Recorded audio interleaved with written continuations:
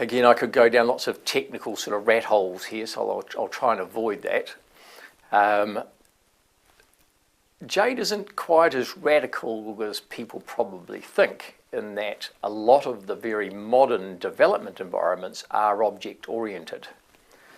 The disadvantage with many of those environments is the developers are building in an object world, and then they're having to connect to an old world relational database, which is inhibited in terms of the capabilities that it can provide. Jade has gone further in terms of being both an object development world and an object database. Advantages, I mean, areas where that has meaning for the customer is really in terms of the modern pressure to be dealing with a morass of data and making sense of it.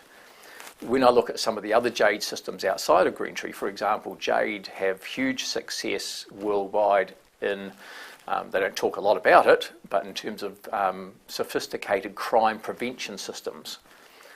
Those systems are having to do a huge amount of analysis and create patterns between data, which are probably outside the norm of a normal business system, but we use those capabilities to deliver data to Greentree customers.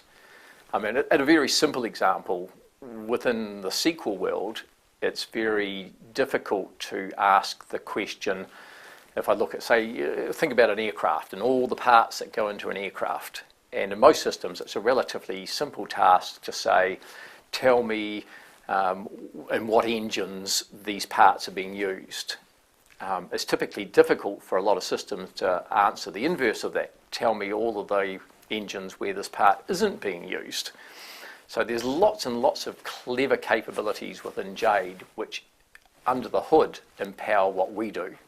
From a Greentree perspective, I mean, just rattling off a few examples, the way our approvals and alerts engines work, the way that we've been able to build a whole business process layer across Greentree is absolutely unique in our market space. And we wouldn't be able to do that without the Jade capabilities. Probably just to divert a little bit, because it's a question that comes up quite a bit. So sometimes we'll have a customer who's absolutely enamored with the capabilities of what Greentree can produce for them. They're sold on the capabilities. And then they come back and say, we love it, we want it, can you give it to us on SQL? And we go, yeah, nah. Because fundamentally the things that you love about it, the things that you can see that will actually empower your organisation are because of the Jade capability under the bonnet. So that's a little bit the dilemma that we get into, but ultimately I think customers get attracted by the success that they're going to be able to create with Jade.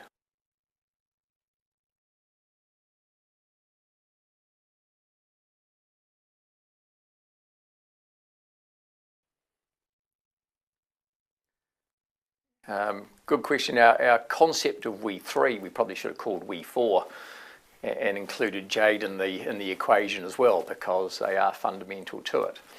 I think, as all successful business people know, success isn't based specifically on products or on technology. You know, a huge amount of business success is actually based on relationships. So our relationship with Jade works on two levels. One is the technology partnership. So we've got unfettered access to the Jade plant. Our guys have got incredibly close relationships. So our tech heads have got incredibly close relationships with the guys in the Jade plant that are developing and building this technology. We get to influence Jade's go forward agenda. So they're very strong in terms of R&D. They're always looking forward. But we get to have a direct influence on that in terms of what we specifically need that will help our market. So that's sort of, if you like, on the technology relationship side, but it goes further than that in terms of our commercial relationship with Jade. So our commercial relationship, which has been in place from the very start, is fundamentally, if we're successful, they'll make money out of our enterprise. So they've got skin in the game. They're very motivated for us to be successful. So technology partnership, commercial partnership, both have really worked.